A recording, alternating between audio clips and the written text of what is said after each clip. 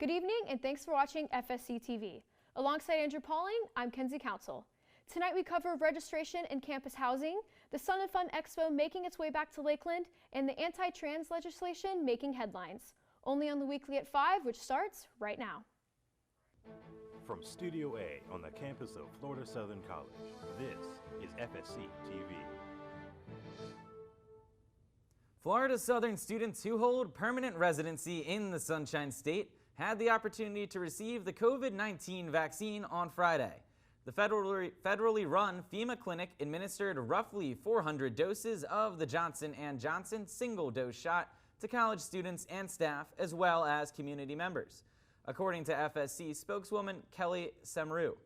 A second pop-up clinic was scheduled to take place yesterday at 10 a.m., but was canceled by the college following recommendations from federal health agencies like the CDC to examine a blood clotting disorder in 6 female recipients. With spring semester finals beginning on May 10th, just several weeks away, course registration and general housing selection process are underway. Fall 2021 registration opened on Monday evening and will open again tonight for students with 60+ credit hours. The full registration schedule is available via the registrar office, or students can reach out to their academic advisors with questions or concerns. Housing selection is taking place virtually for the second consecutive year. The Engage form opened for numbers 1 through 399 last week, with each subsequent form opening every Thursday at 1 p.m. until April 29th. Community Living is holding tabling events on Mondays for an hour starting at 11 a.m. to assist students throughout the process. No decision has been made at this time regarding summer housing. Now it's time for your Southern Spotlight segment. Each week, FSC TV partners with SGA to bring you campus news and to highlight ways students can participate in different aspects of student life here within the Florida Southern community. This week, SGA breaks down executive board elections prior to polls opening Monday via Engage. The FSC TV Twitter account will be posting videos to introduce your candidates in the upcoming days, so stay tuned.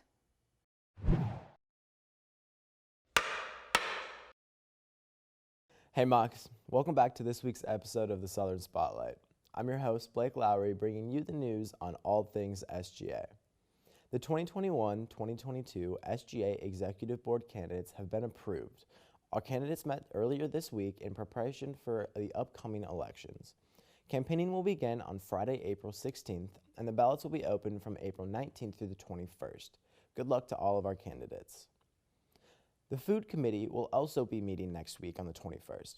This committee is open to the entire student body, so if you're interested in sitting down with our Director of Food Services, Tim Rabel, please reach out to any of your SGA senators or the Executive Board. We held our last President's Circle this week for the year. Thank you to all of our presidents for working so hard this year, and don't forget to re-register your organizations for next year in Engage. Finally, Earth Day will be happening this year. Please join us out on the green on April 22nd for some fun challenges and a free Earth Day t-shirt. That's all we have for you this week on the Southern Spotlight. Remember to be like Moxie and mask up. May the Mox be with you.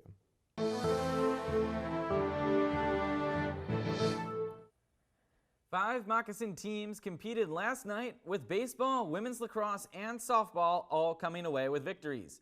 This week's Snakebite, which is now available to watch on FSC TV social media platforms, features softball head coach Mo Triner, who joins the show to talk about her team's performance.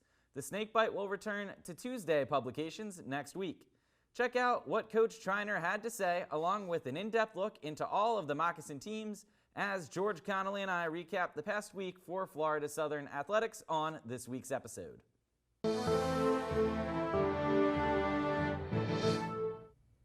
Enrollment for 2021 summer and fall courses at Polk State College opened April 5th, with summer classes scheduled to begin on May 10th. Polk State remains in Phase 2 of their Return to Campus plan, with many classes still taking place in online or hybrid formats. Depending on the class, Polk State credits can count towards your degree here at Florida Southern. In-state tuition is listed as $112 per credit hour. Anyone interested in enrolling in the open courses need to submit a free online application at the institution. A baseball league that offers sporting opportunities to teens and adults with autism, among other disabilities, is expanding to Polk County. A 38-year-old Lakeland resident is helping the alternative baseball organization build teams in areas throughout the Tampa Bay region. Aaron Eberhard played baseball at the college level until an injury sidelined him. Throughout his career, he was a witness as fellow players were forced out due to physical and social factors as their teammates' experience grew. The ABO has 80 teams throughout 33 states, which allows for individuals to build life and social skills through baseball. Both Eberhardt and the ABO founder are appreciative for the public's support, especially in connecting players with local league affiliates. The 47th annual Sun and Fun Expo kicked off on Tuesday at the Aerospace campus in South Lakeland. Florida's largest annual convention saw a 20 to 30% increase in advance ticket sales when compared to the Expo's best year, according to the nonprofit CEO. Event personnel, via a Lakeland Ledger report, said there are no current plans to limit event attendance. For the first time since 1986, the Blue Angel Squadron will debut a new jet, the FA-18E Super Hornet, in their annual demonstration during the Expo's weekend dates. The event, which also serves as a fundraiser to support the Aerospace Center for Excellence, will continue through Sunday. Recent data has shown the deaths of Florida manatees has drastically risen, with nearly 600 deaths in state this year, according to the U.S. Fish and Wildlife Service. The growing number of mortalities led the federal agency to declare an unusual mortality event, a designation which has only been made 71 times since 1991. This unlocks funds to help control the problem and rescue any distressed manatees. 30% of the mammal deaths have occurred in the Indian River Lagoon area, which begins in Volusia County and stretches into South Florida. The deaths are linked to habitat conditions regarding water temperatures and lack of food. Broward and Palm Beach counties follow behind with 48 and 40 deaths, respectively.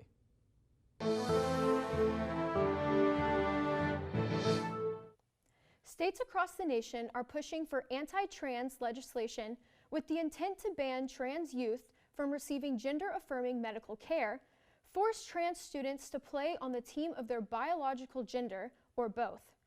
Over 20 states are trying to ban gender-affirming care for minors in an effort to protect them. Gender-affirming treatment can include puberty blockers, hormone therapy, surgery, and even therapy. Some states, including Florida, have introduced bills that make it illegal for healthcare workers to provide or recommend gender-affirming treatment to minors.